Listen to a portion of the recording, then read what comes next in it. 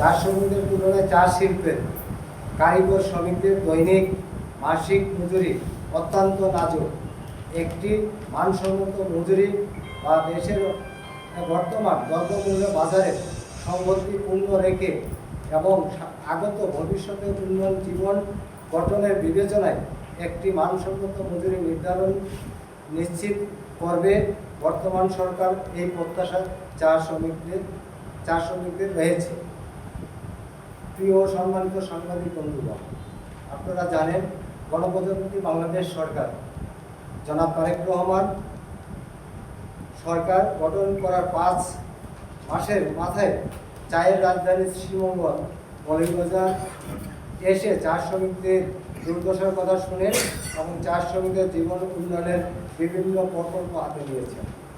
এছাড়াও দীর্ঘদিনের বিলম্বিত চা শ্রমিক ইউনিয়নের নির্বাচন অনুষ্ঠানের জন্য সরকারের পক্ষ থেকে গত 4 আগস্ট 2026 মঙ্গলবার মোট 50 লক্ষ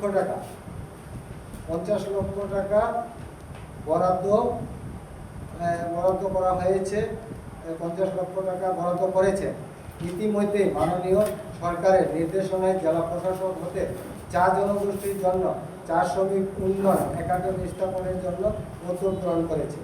শ্রমিক বান্ধব সরকারকে চা শিল্পের পক্ষ হতে ধন্যবাদ ও কৃতজ্ঞতা জানাচ্ছি।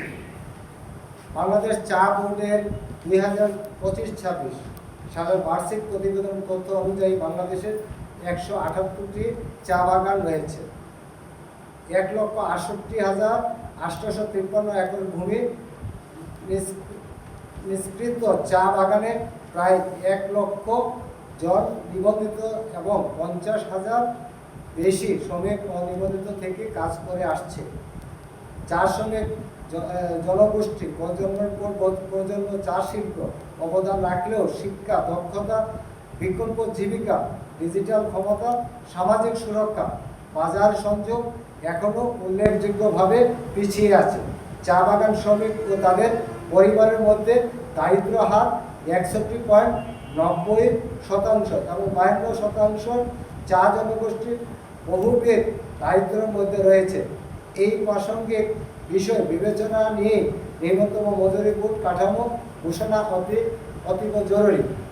সম্মানিত সাংবাদিকবৃন্দ, আপনারা অবগত হবেন যে চা শিল্প সেক্টর মজুরি নির্ধারণের জন্য বিগত সরকার কর্তৃক মজুরি বোর্ড গঠন করা হয়েছিল।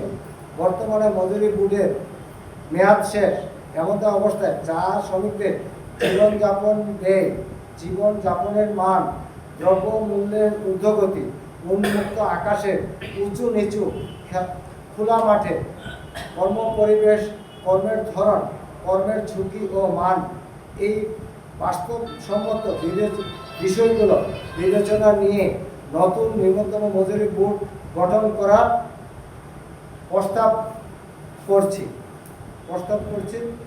বিগত নিম্নতম মজুরি বোর্ড কর্তৃক চা শিল্প সেক্টরের জন্য বাৎসরিক মজুরি 5% বৃদ্ধি 5% ইনক্রিমেন্ট নির্ধারণ হয়ে আসছে।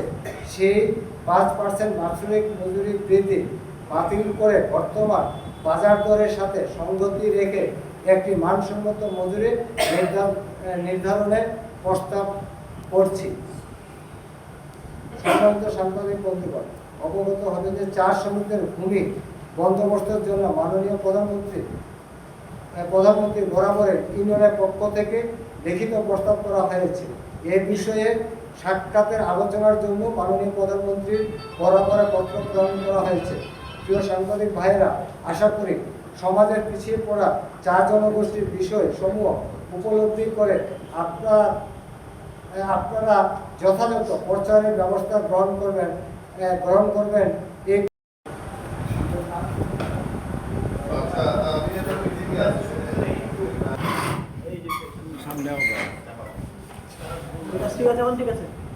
আছে।